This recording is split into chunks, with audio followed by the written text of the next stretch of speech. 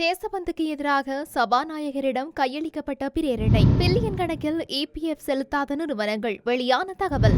நாட்டின் தேசிய பாதுகாப்புக்கு அச்சுறுத்தலா அனுர அரசின் நிலைப்பாடு. மன்னார் காற்றாலை திட்டம் குறித்து அதானியின் நிலைப்பாடு. யாழ் ஒருங்கிணைப்பு குழு கூட்டத்தில் வெடித்த சண்டை. வெளியேறிய ஸ்ரீதரன் MP.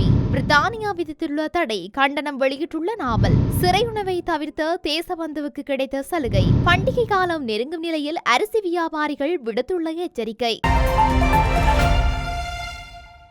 தேசபந்து தென்னகோனை காவல்துறை அதிபர் பதவியிலிருந்து நீக்குவதற்கான யோசனை ஒன்று சபாநாயகரிடம் கையளிக்கப்பட்டுள்ளது. தேசிய மக்கள் சக்தி கட்சியின் நாடாளுமன்ற உறுப்பினர்கள் சிலரால் இந்த பிரேரணை கையளிக்கப்பட்டுள்ளது.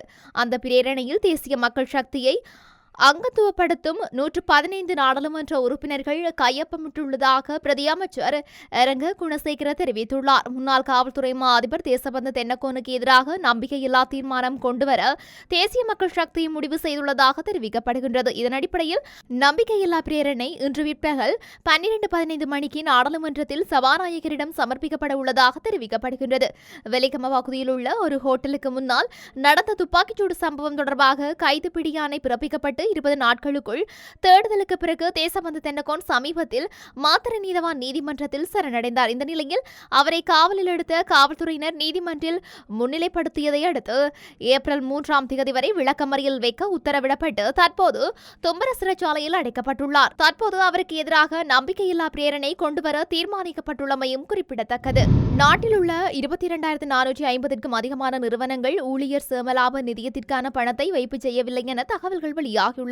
கொழும்பில் நேற்று இடம்பெற்ற நிகழ்வொன்றில் வைத்து பிரதி செயல் அமைச்சர் மஹிந்த ஜெயசிங்க குறித்த விடயத்தினை தெரிவித்துள்ளார். இதுகுறித்து அவர் மேலும் தெரிவிக்கையில், நாடளாவிய ரீதியில் 22,450க்கும் மேற்பட்ட அரசு அனுசரணையில் இயங்கும் நிறுவனங்கள் மற்றும் தனியார் நிறுவனங்கள் ஊழியர் சேமலாப நிதியத்திற்கான நிதியை செலுத்தவில்லை. இந்த நிலையில் தற்போது 36 பில்லியன் ரூபாய் ஊழியர் சேமலாப நிதியத்திற்கு செலுத்த வேண்டியுள்ளது குறித்த விடயம் தொடர்பில் எதிர்காலத்தில் நடவடிக்கை எடுப்பதற்கு எதிர்பார்த்துள்ளோம்.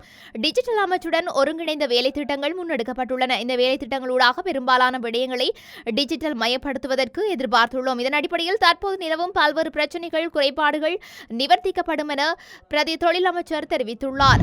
நாட்டின் பல்வேறு பகுதிகளில் இடம்பெறும் துப்பாக்கிச்சூட்டு சம்பவங்களால் தேசிய பாதுகாப்புக்கு எந்த அச்சுறுத்தலும் இல்லை என பாதுகாப்பு பிரதி அமைச்சர் அருண் ஜெயசேகர தெரிவித்துள்ளார். இன்று இடம்பெற்ற நிகழ்வொன்றில் கலந்து கொண்ட அமைச்சரிடம் நாட்டின் பாதுகாப்பு குறித்து ஊடகவியலாளர்கள் வினவிய போது அவர் இதனை தெரிவித்துள்ளார். மேலும் கருத்து தெரிவித்த பிரதி அமைச்சர், மக்களின் பாதுகாப்பை நாங்கள் உறுதி செய்துள்ளோம். அதற்காக ஒரு விசேட வேலை திட்டத்தை நாங்கள் செயல்படுத்தி வருகின்றோம். நாடு முழுவதும் பொதுமக்களின் பாதுகாப்பை நாங்கள் உறுதிப்படுத்தியுள்ளோம். இது பாதாள உலக குழுக்களுக்கு இடையிலான மோதலாக உள்ளது. ஆனால் தேசிய பாதுகாப்புக்கு பெரிய பாதிப்பு இல்லை. எங்கள் பொது பாதுகாப்பு அமைச்சு அதற்காக விசேட நடவடிக்கைகளை மேற்கொண்டு வருகிறது என பாதுகாப்பு பிரதி அமைச்சர் அருண் ஜெயசேகர தெரிவித்துள்ளார். இதேவேளை ஒழுங்கமைக்கப்பட்ட குற்றங்கள் மற்றும் பிற சட்டவிரோத நடவடிக்கைகளை ஒடுக்குவதற்காக புதிதாக சேர்க்கப்பட்ட 500 சிறப்பு அதிரடிப்படை பணியாளர்கள் ஈடுபடுத்தப்படவுள்ளனர். அத்தோடு தென் மாகாணத்தில் சமீபத்தில் நடந்த துப்பாக்கிச்சூடு சம்பவங்களை கட்டுப்படுத்த 4 காவல்துறை குழுக்கள் நிறுத்தப்பட்டுள்ளதாக தெரிவிக்கப்பட்டுள்ளது. குறித்த விடயத்தை பொது பாதுகாப்பு அமைச்சகம் தெரிவித்துள்ளது.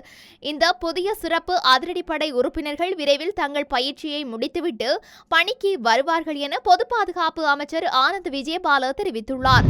மன்னாரில் 484 மெகாவாட் காற்றாலை மற்றும் மின்சார பரிமாற்ற திட்டத்தின் ஆரம்பத்தில் ஒப்புக்கொள்ளப்பட்ட கட்டண விகிதம் மற்றும் பிற அளவுருக்களில் சமரசம் செய்ய இந்தியாவின் அதானி குழுமம் தயாராக இல்லை என்று தகவல்கள் வெளியாகியுள்ளன. முன்னதாக உரிய நடைமுறை பின்பற்றப்பட்டு காற்றாலை மற்றும் மின் பரிமாற்ற திட்டங்களை செயல்படுத்த அதானி நிறுவனம் தேர்ந்தெடுக்கப்பட்டது. இலங்கை அமைச்சரவையால் நியமிக்கப்பட்ட முதலீட்டு மேலாண்மை குழு அந்த நேரத்தில் முதலீடுகளை விரைவாக கண்காணித்தல் என்ற கீழ் இந்த திட்டத்திற்கு ஒப்புதலையும் அளித்துள்ளது. அமைச்சரவை ஒப்புதல் வழங்கப்பட்ட பின்னர் 5 அரசு நிறுவனங்களுக்கும் Adani green energy SL limited நிறுவனத்திற்கும் இடையே புரிந்துணர்வு ஒப்பந்தங்களும் கையெழுத்திடப்பட்டன. இந்த நிலையில் மூலதன செலவு, நிதி திரட்டும் செலவு, மின்சார கொள்முதல் ஒப்பந்தத்தின் காலம் மற்றும் செயல்பாடு மற்றும் பராமரிப்பு செலவுகள் போன்ற பல காரணிகளை அடிப்படையாக கொண்டு கட்டணங்களும் தீர்மானிக்கப்பட்டன. எனினும் ஜனாதிபதி அனுரகுமார திசாநாயக்க உள்ளிட்ட இலங்கை அதிகாரிகள் முன்னர் ஒப்புக்கொள்ளப்பட்ட கிலோவாட்டுக்கு 8.2 1.6 அமெரிக்க சென்ட் என்ற விலை மிக அதிகமாக இருப்பதாக கூறியதை அடுத்து தற்போதைய தடங்கல் நிலை ஏற்பட்டுள்ளது. தனிப்பட்ட அரசியல் விவகாரங்கள் மற்றும் தனிநபர் அவதூறுகளை கட்டுப்படுத்தும் ஆற்றல் ஒருங்கிணைப்பு குழு தலைவருக்கு இல்லாமையை சுட்டிக்காட்டி கூட்டத்திலிருந்து நாடாளுமன்ற உறுப்பினர் சிவஞானம் ஸ்ரீதரன் வெளியேறினார். யாழ் ஒருங்கிணைப்பு குழு கூட்டத்தில் தனிப்பட்ட விடயத்தை முன்னிறுத்தி 2 நாடாளுமன்ற உறுப்பினர்களுக்கிடையே கடும் வாய்த்தர்க்கம் ஏற்பட்டதால் சில நிமிடங்கள் அமளிதுமளி ஏற்பட்டது.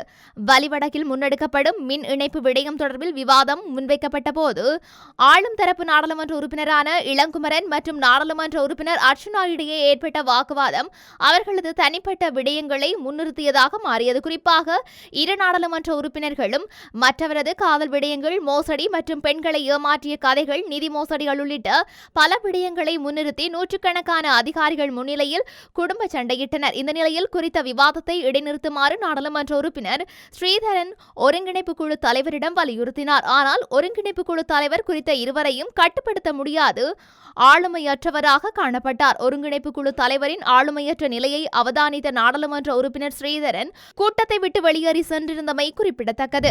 இலங்கையில் உள்ள போர் வீரர்களுக்கு எதிராக பிரித்தானியா தடைகளை விதித்துள்ளமை தொடர்பில் ஸ்ரீலங்கா பொதுஜன பெரமுனவின் தேசிய அமைப்பாளரும் நாடாளுமன்ற உறுப்பினருமான நாமல் ராஜபக்ச கண்டனம் வெளியிட்டுள்ளார்.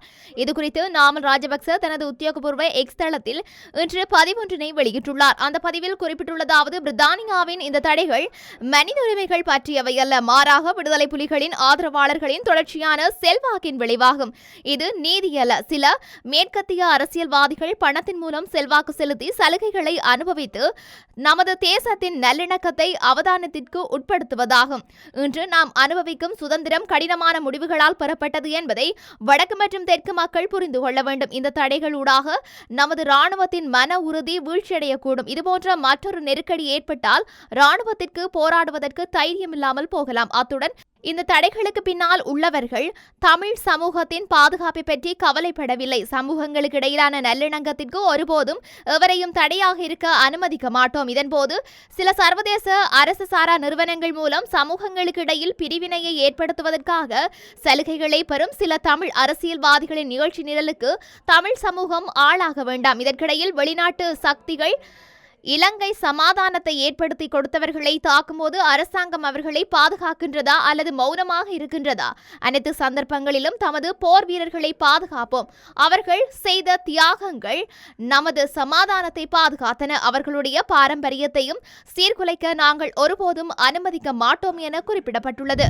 சிறையில் உள்ள காவல்துறை அதிபர் தேசபந்து தென்னகோனுக்கு வீட்டிலிருந்து உணவு பெற்றுக்கொள்ள அனுமதி வழங்கப்பட்டுள்ளது. நேற்று முதல் வீட்டிலிருந்து உணவு பெற்றுக்கொள்ள அனுமதி வழங்கப்பட்டதாக சிறைச்சாலை ஊடக பேச்சாளரும் சிறைச்சாலை ஆணையாளருமான காமினி திசாநாயக்க குறிப்பிட்டுள்ளார். மாத்தறை வெலிகம பகுதியில் உள்ள உணவகம் ஒன்றிற்கு அருகில் இடம்பெற்ற துப்பாக்கிச் சூட்டு சம்பவம் தொடர்பில் தேசபந்து தென்னகோன் கைது செய்யப்பட்டார். பின்னர் தேசபந்து தென்னகோனை ஏப்ரல் 3ஆம் தேதி வரை விளக்கமறியலில் வைக்குமாறு நீதிமன்றம் உத்தரவிட்டது. பின்னர் முன்னாள் காவல்துறை அதிபர் தேசபந்து தென்னகோன் வீட்டிலிருந்து உணவு பெறுவதற்கான கோரிக்கை சிறைச்சாலை திணைக்களத்திடம் முன்வைத்திருந்தார். இந்த நிலையில் இந்த கோரிக்கையை பரிசீலித்த சிறைச்சாலைகள் திணைக்களம் வீட்டிலிருந்து உணவு பெற்றுக்கொள்ள அனுமதி வழங்கியுள்ளது.